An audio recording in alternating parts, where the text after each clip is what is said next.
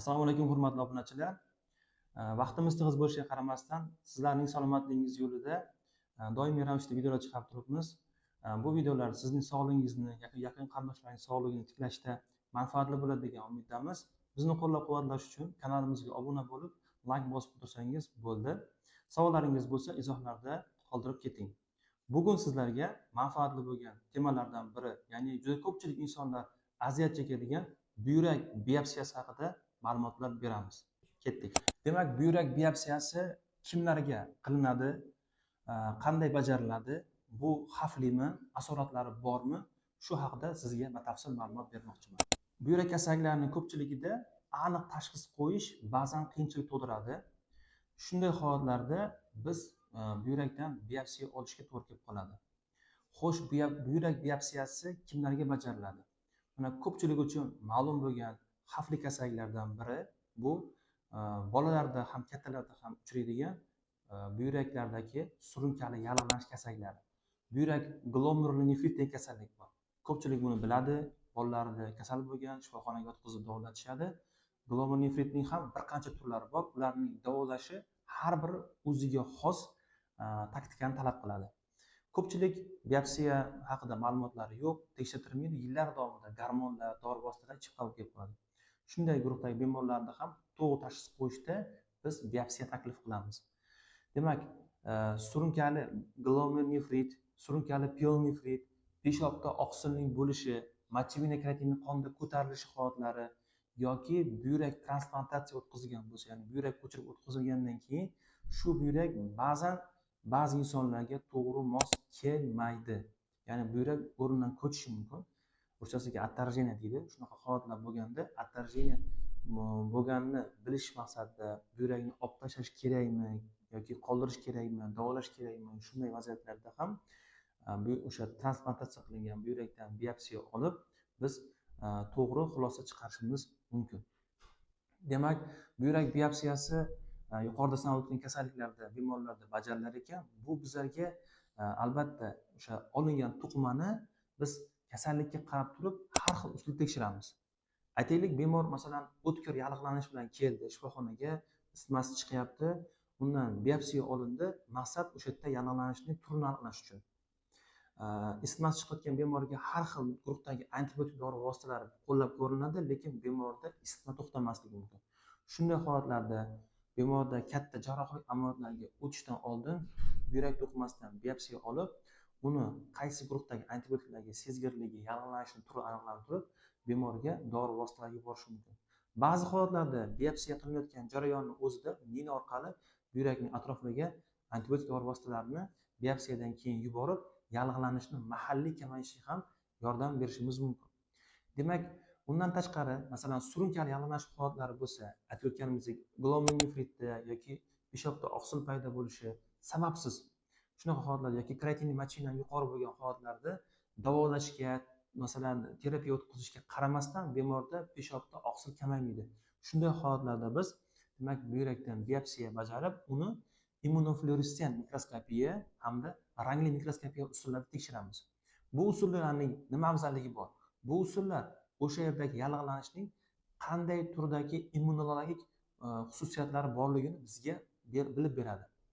Ya'ni immunologik xususiyatlari degani o'sha yerdagi immun hujayralarning soni, qaysi turlari, qanaqa shakldagisi, qancha miqdordaligi bizga aniq va ma'lum bo'ladi. Biz shu orqali o'sha buyrakdagi yallig'lanishning turini, qancha uzoq davom etishini, qaysi dori vositalar unga mos kelishi haqidagi ma'lumotlarni bilib olishimiz mumkin.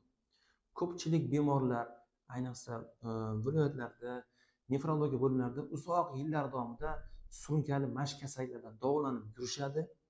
Gormon dori vositalari, ayniqsa ko'pchilik uchun tanish bo'lgan prednizolon degan preparatlarni ko'proq iste'mol qilib yurishadi, lekin bu preparatlar unga mos keladimi, kelmaydimi, bu haqida ularda ma'lumot bo'lmaydi. Shunchaki shifokor yozsa ichib yurishadi. Albatta, dori vositalarini noto'g'ri dozada yoki to'g'ri bo'lmagan shaklda qabul qilish ham insonda zararli oqibatlarga olib kelishi mumkin. Dorini o'zini foydasidan ko'ra zarari ko'proq insonga, demak, ziyon yetkazadi. Bugun shu biopsiya jarayoni qanaqa bajarilishi haqida ham sizlarga demak ma'lumot bermoqchiman. Biopsiya jarayonini insonga o'sha qoringa yotgan holatda bemor yotadi. maxsus ultratovush apparatida, demak ultratovush datchigini o'sha bel sohasiga yaxshilab steril обработка qilingandan keyin maxsus demak pistoletli minalar bo'ladi. Bular bir martalik yoki ko'p martalik bo'lishi mumkin.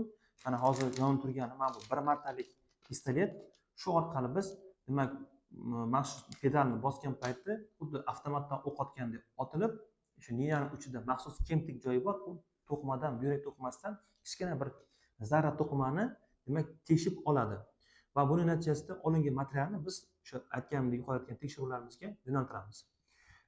Sizlarda tasavvur paydo bo'lishi uchun aynan mana bu UZI datchigi, bu boyagi mana shu biopsiya pistoleti rasmda ko'rsatilgan. Bu buyrak. O'sha UZI nazorati ostida boriladi. Doppler rejim yoqib, buyrakning magistral qon tomirlariga zarar yetkazmasdan. Chunki qon tomirlariga tushib qolsa, qon ketish holatlari ham ro'y berishi mumkin. Shunday holatlarda bemorga o'sha UZI nazorati ostida biopsiya to'qimalari olinadi. Olingan biopsiya to'qimalarni maxsus demak yallig'lanishning turiga qarab bemorning shikoyati, anamnezi yaxshilab surishtirilib, tegishli tartibdagi tekshiruvga yo'naltiriladi. Hozir biz sizga aynan shu operatsion xonadan shu biopsiya jarayoni bajarilishi holatlarini ko'rsatamiz. Demak, o'zimda bitta bo'lgan voqeani sizlarga aytib bermoqchiman. Amaliyotim davomida nima uchun biopsiya kerak? 5 yilcha avval bitta bemor menga murojaat qildi, Xorazm viloyatida.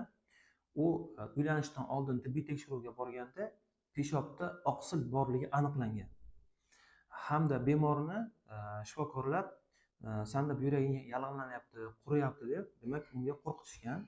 Albatta bu internetlarda ma'lumotlar, yaqin qarindoshlardan, shifokorlardan ma'lumot olgandan keyin nefrologiya bo'limlarida 3 marta o'tkazilgan, lekin olinayotgan antibakterial dori vositalari, yallig'lantiruvchiga qarshi dori vositalari, gormonal preparatlar qabul qilishiga qaramasdan peshobdagi oqsil miqdori kamaymagan.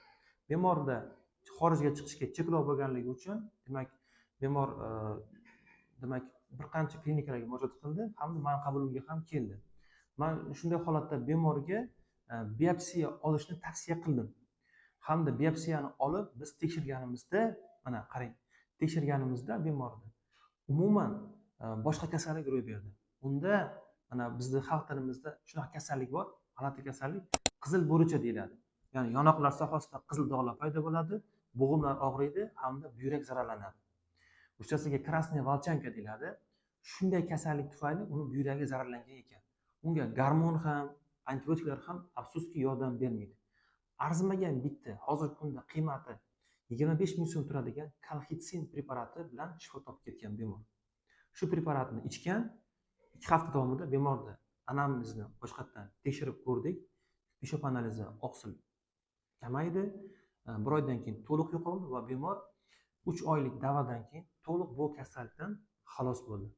To'g'ri, o'zi krasnaya volchankadan bemor masalan butun umr davomida xastalanishi mumkin, lekin immunitetini normada ushlab turib, o'sha o'zini salomatligiga qarab tursa, bemorda aynan buyrak yetishmovchiligi holatlarini biz bittagina oddiy dori bilan oldini olgan bo'ldik. Shunaqa demak qiziqarli holatlar tibbiyotda juda ham uchrab turadi. Agar sizda buyrak yetishmovchiligi hamda peshobda oqsilning balandligi, mochina kreatin yuqoriligi, gemodializga borasan yoki buyraging qurib qolibdi, transplantatsiya qilish kerak degan shu kabi turdagi savollar, muammolar bo'lsa, menga demak o'zimga shaxsiy orqali murojaat qilishingiz mumkin yoki o'zim profilimdagi raqamlarga aloqaga chiqsangizlar, sizga maksimal darajada yordam berishdan manfaatdorman hamda xursand bo'laman. Savollaringiz bo'lsa izohlarda qoldiring. Sog' va salomat bo'ling. Videoni mana bu surunkali ravishda buyragi og'riydigan tanishlarga yuborib qo'yishni tavsiya qilaman. Hammangizga sog'lik tilayman. Hurmatli kuzatuvchilar, hozir biz sizlarga buyrakdan biopsiya olish jarayonini ko'rsatamiz. Sababi bemorimizda bir necha yillardan beri surunkali glomerulonefrit tashxisi qo'yilgan.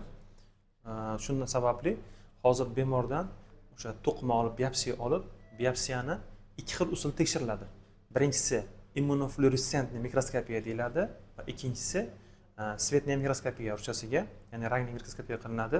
Bunda immunofluoressensiya organizmdagi immun hujayralarga demak o'zgarishni seziladi. Ya'ni buyrakdagi kechayotgan surunkali yallig'lanish prosesida immun hujayralarining roli hamda qanday tipda yallig'lanish kechayotganini, yallig'lanishning turini, tabiatini aniqlash uchun hozir buyrakda ham biopsiya olish jarayonini bajaramiz.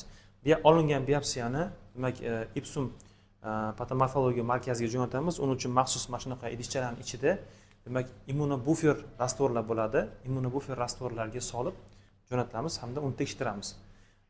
Olingan mahsulotni javobi примерно 2 haftada yoki 1 hafta davomida chiqadi.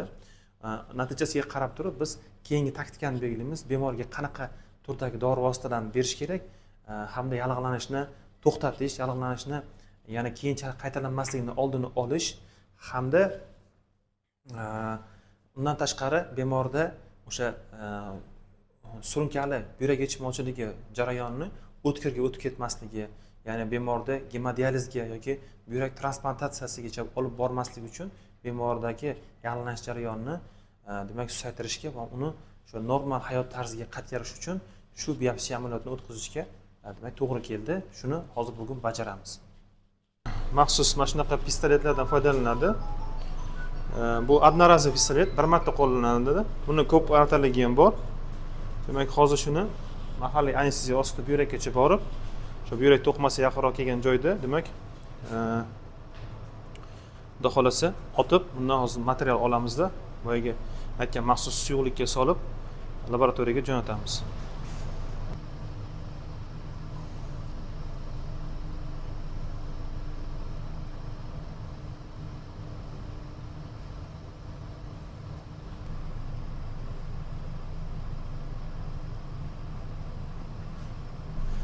Demak, bemorimizdan 4 ta bioptat oldik.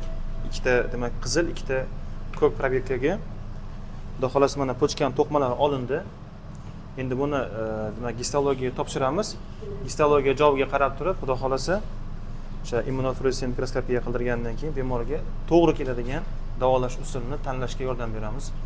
Hamda inshaalloh mana shu buyrak qurishini oldini olishga sababchi bo'lsak, hech gap emas, xudo xolasa.